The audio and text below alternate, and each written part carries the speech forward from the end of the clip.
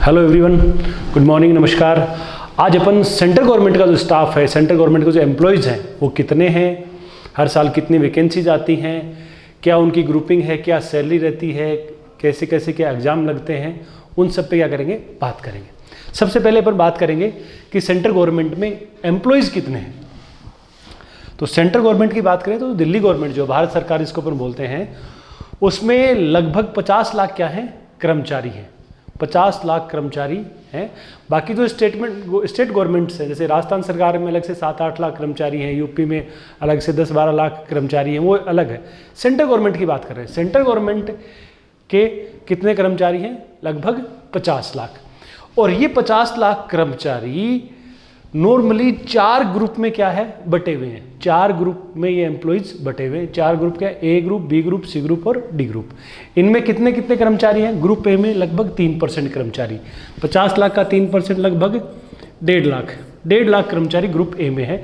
Group A में कौन से कर्मचारी हैं, जो गवर्नमेंट के टॉप लेवल के क्या हैं, ऑफिसर्स हैं, वो सारे ग्रुप ए में है। टॉप लेवल के ऑफिसर्स, ये दूसरे लेवल के ऑफिसर, यानी ग्रुप ए और ग्रुप बी जो है वो ऑफिसर लेवल के क्या है, एम्प्लॉयज़ हैं। ग्रुप सी वाले जो हैं वो क्लरिकल और कांस्टेबल लेवल, कांस्टेबल सिपाही बोल सकते हो या क्लर्क बोल सकते हो, उस लेवल का एग्जाम है। और ग्रुप डी कौन से हैं, 4th ग्रेड के क्या है, कर्मचारी हैं। ए और बी ग्रुप में ऑफिसर्स हैं, सी क्लरिकल कांस्टेबल लेवल, और ये क्या है अपना 4th ग्रेड के कर्मचारी। इसमें 3% है, लगभग 1.5 लाख। इसमें 12% है, लगभग 6 लाख के आसपास। इसमें सबसे ज़्यादा कर्मचारी हैं 35 लाख, और यहाँ है 7.5-8 लाख के आसपास कर्मचारी जो 4th ग्रेड के क्या है, कर्मचारी हैं। ग्रुप ए में कौन से कर्मचारी आते हैं, उनकी अपन बात करें तो आपने ये सब नाम सुने होंगे। आपने जो यूपीएससी की आईएएस, आईपीएस, आईआरएस, इनके नाम से क्या एग्जाम होते हैं, सिविल सर्विसेज है, सीडीएस है, तो वहाँ से क्या है, इनकी क्या है, भर्ती होती है, जो बाद में चल के किन पोस्ट पे काम करते हैं। जैसे आपने सेक्रेटरी सुना होगा, हर मिनिस्ट्री में सचिव होते हैं, डिफेंस के जो ऑफिसर्स हैं, टॉप लेवल के ऑफिसर्स हैं, जजेज हैं, कमिश्नर्स हैं, एसपी हैं, कलेक्टर हैं, डेप्यूटी कलेक्टर है, ये सब। बाकी zonal officers, CEOs, directors, managers जो होते हैं, जोनल मैनेजर्स, बड़े एरिया को कंट्रोल करने वाले क्या है, जो ऑफिसर्स हैं। बीएसएफ सीआरपीएफ के जो कमांडर्स हैं, टॉप लेवल के ऑफिसर्स हैं। बाकी जो साइंटिस्ट हैं, टॉप लेवल के डॉक्टर्स जो हैं, गवर्नमेंट के जो बड़े डॉक्टर हैं, बड़े एरिया को जो मॉनिटर करते हैं।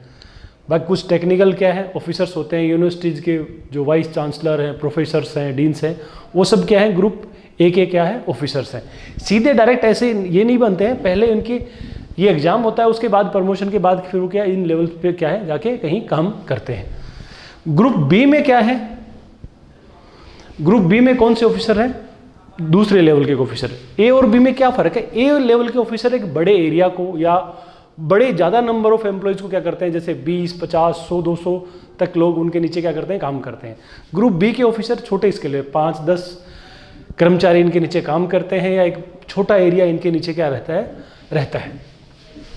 इनमें पोस्ट कौन सी है, हर मिनिस्ट्री में जितने भी मंत्रालय आप सुनते हो, home ministry, defence ministry, rail ministry है, कृषि मंत्रालय बोलो, उद्योग मंत्रालय बोलो, श्रम मंत्रालय बोलो, सब के अंदर एएसओ के नाम से पोस्ट होती हैं, सेक्शन ऑफिसर्स, वो इसमें है। फिर जितने भी आप इंस्पेक्टर सुनते हो, इनकम टैक्स में GST, custom, CBI, NCB, IB, जितने भी इंस्पेक्टर्स, सब इंस्पेक्टर्स हैं, वो सब इसमें आते हैं। पुलिस के जो भी इंस्पेक्टर्स हैं, बाकी डिपार्टमेंट के जो इंस्पेक्शन वाले ऑफिसर्स हैं वो, ऑडिटर, अकाउंटिंग के जो ऑफिसर्स हैं वो गवर्नमेंट के, पोर्ट्स पे ऑफिसर्स लगते हैं, एग्जामिनर्स, प्रिवेंटिव ऑफिसर्स, जो बंदरगाह जिनको अपन बोलते हैं वहाँ पे। फिर रेलवे में स्टेशन मास्टर, ट्रेन मैनेजर्स होते हैं। ये सब जो सेंट्रल गवर्नमेंट की जो स्कूल्स हैं उनमें क्या है, जो प्रिंसिपल्स हैं, लेक्चरर हैं, बैंकिंग ऑफिसर्स हैं। फिर जो सुपरवाइजरी लेवल के जो भी ऑफिसर्स हैं वो सब क्या है, ग्रुप बी के ऑफिसर्स में आते हैं। ग्रुप सी में क्या आता है, क्लरिकल और कांस्टेबल का लेवल, जितने भी क्लरिकल स्टाफ है, कांस्टेबल, हेड कांस्टेबल, आर्मी में, पुलिस में जो भी सिपाही लेवल का स्टाफ है वो सब इसमें आता है। फिर अकाउंटेंट्स होते हैं, ऑडिटर्स होते हैं, टैक्स डिपार्टमेंट में असिस्टेंट होते हैं, टीए के नाम से, डेटा एंट्री ऑपरेटर्स हैं, एमटीएस है, ड्राइवर, स्टेनोग्राफर्स, टेक्नीशियंस, टेक्निकल की कुछ पोस्ट होती हैं वो सब। फिर रेलवे में कुछ पोस्ट होती हैं जो ग्रुप सी में आती हैं। क्लरिकल या कांस्टेबल लेवल आप इसको बोल सकते हो। चौथे लेवल में क्या है, ग्रुप डी, 4th ग्रेड का जो स्टाफ है उसमें रेलवे में कुछ हेल्पर होते हैं, ट्रैक्स को मेंटेन करने वाले, बाकी जो रिपेयरिंग वगैरह काम करने वाले असिस्टेंट्स होते हैं, वर्कशॉप और प्लांट्स होते हैं जो गवर्नमेंट के, उनमें स्टोरमैन्स, ड्राइवर, पियोन, माली वगैरह, गार्ड है, सफाई कर्मचारी हैं, खाना बनाने वाला जो स्टाफ है, वार्ड्स वगैरह, ये सब क्या है 4th ग्रेड के कर्मचारी हैं। तो ये लेवल के हिसाब से 4 ग्रुप में क्या है बटे हुए हैं। पहले 2 लेवल में ये ऑफिसर्स हैं, ये क्लरिकल लेवल, ये है 4th ग्रेड का लेवल। अब टोटल ये लगभग 50 लाख कर्मचारी हैं। गवर्नमेंट में क्या है लगभग 9 साढ़े 9 लाख पोस्ट अभी भी क्या पड़ी हैं, खाली पड़ी हैं इनके अलावा। लेकिन ऐसा नहीं कि हर साल क्या है सार क्या है वो एक साथ यदि 9 साढ़े 9 लाख की भर्ती करवा लेंगे। साल में लगभग 1 से सवा लाख 1.5 लाख के आसपास ही क्या आती हैं टोटल मिला के वैकेंसी आती है। किस ग्रुप में कितनी का आती हैं उसके लिए अपन बात करें तो ये जो ग्रुप ए के ऑफिसर्स हैं इनकी हर साल लगभग 3000 से 4000 के आसपास क्या आती है वैकेंसी आती है। हर साल 3 से 4000 वैकेंसी आती हैं। इसका एग्जाम लगभग एग्जाम कौन करवाता है, यूपीएससी सुना होगा आपने, संघ लोक सेवा आयोग, यूपीएससी इनके लिए क्या करवाता है एग्जाम कंडक्ट करवाता है। ग्रुप बी जो है, ग्रुप बी में हर साल 20 से 25,000 क्या है वैकेंसीज आती हैं। ग्रुप सी की बात करें तो लगभग 70 से 75,000 वैकेंसीज इस ग्रुप में रहती हैं। इस ग्रुप में हर साल लगभग 10-12 हज़ार वैकेंसीज रहती हैं। सारी मिला के लाख सवा लाख के आसपास क्या रहती हैं वैकेंसी रहती है। ग्रुप ए का एग्जाम लगभग कौन करवाता है, ऑलमोस्ट एग्जाम यूपीएससी करवाता है। ये ऑफिसर बनने के लिए बंदे की क्या है कॉलेज कंप्लीट होनी चाहिए। ग्रेजुएशन के बाद में क्या लगता है ये एग्जाम लगता है, कॉलेज कंप्लीट होना चाहिए। कुछ पोस्ट हैं जैसे एनडीए के थ्रू एग्जाम होता है वो 12th बेसिस पे लगता है, बाकी जितने भी ग्रुप ए ऑफिसर्स हैं सबके लिए कॉलेज कंप्लीट होनी चाहिए, यूपीएससी के एग्जाम लगते हैं। ग्रुप बी के भी जो एग्जाम है उन सब के लिए भी क्या होनी चाहिए कॉलेज कंप्लीट होनी चाहिए, यानी ऑफिसर बनना है तो कॉलेज तो कंप्लीट होनी चाहिए।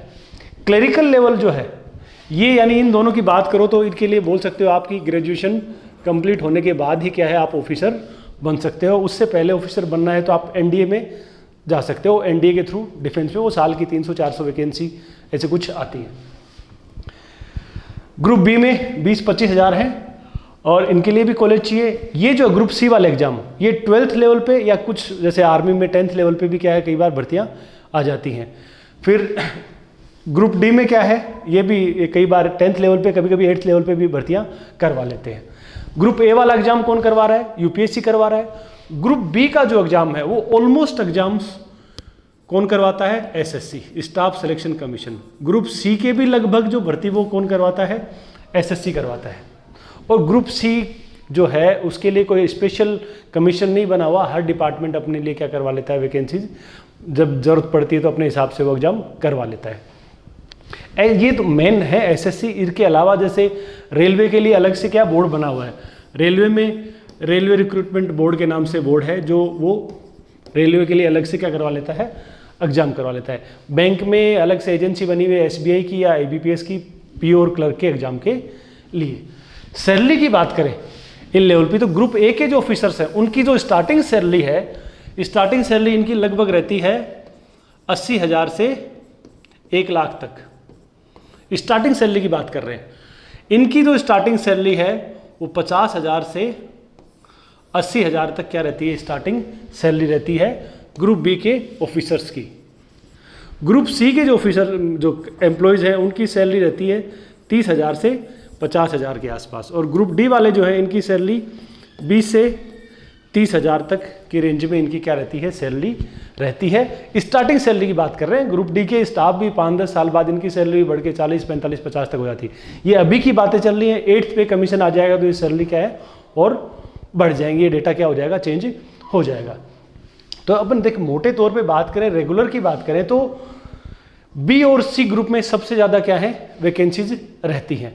एक जो बच्चा अभी फिलहाल जिसने 12th करी है या जो कॉलेज कर रहा है और वो गवर्नमेंट जॉब के बारे में सोच रहा है तो उसके लिए बेस्ट और सेफ ऑप्शन जो है वो क्या है, ये बी और सी ग्रुप की क्या है वैकेंसीज हैं। इन वैकेंसीज का लिमिटेड सा सिलेबस है, ऑब्जेक्टिव लेवल का क्या रहता है पेपर रहता है। और मैटर भी एग्जाम में ऐसा आता है कि यदि बंदा सिंसियरली 1-1.5-2 साल सही गाइडेंस में अच्छे एफर्ट्स करे तो निश्चित ही जॉब निकाल ही लेता है। ये जो एग्जाम है ग्रुप ए वाले, इनमें क्या है, जैसे 4-5 एग्जाम लगते हैं, जैसे सिविल सर्विसेज का एग्जाम लगता है तो उसमें साल के 800 से 1000 के आसपास वैकेंसी आती है। तो वहाँ क्या है, थोड़ा सा कंपटीशन थोड़ा सा क्या बहुत ज़्यादा इंटेंस हो जाता है। मतलब ऐसा है कि 4-5 साल तक बहुत अच्छी तैयारी करने के बाद भी ये होता है कि बच्चों का नहीं होता, क्योंकि यार 1000 ही वैकेंसी है और ऑल ओवर इंडिया बहुत सारे बच्चे बहुत मेहनती हैं, बहुत तैयारी कर रहे हैं, सबका नहीं हो सकता, वैकेंसी क्या है लिमिटेड है।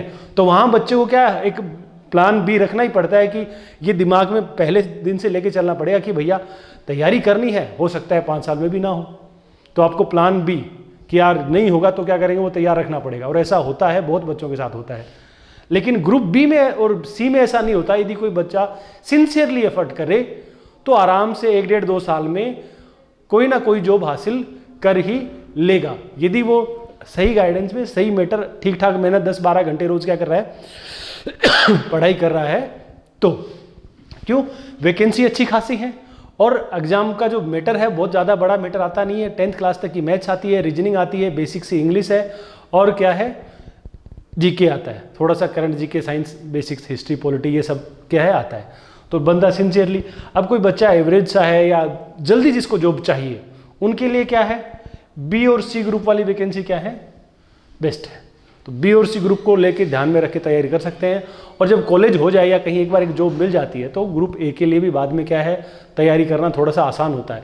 एक नया बंदा तैयारी करे, उसको क्या है इस अनसर्टेनिटी में क्या है वो तैयारी करेगा कि पता नहीं होगा कि नहीं होगा।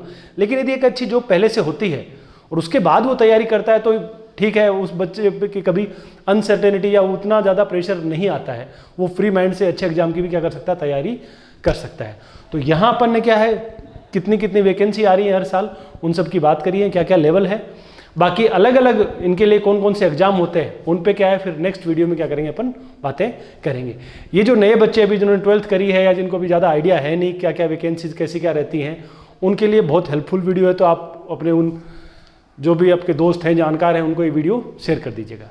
थैंक यू, धन्यवाद, शुभ दिन।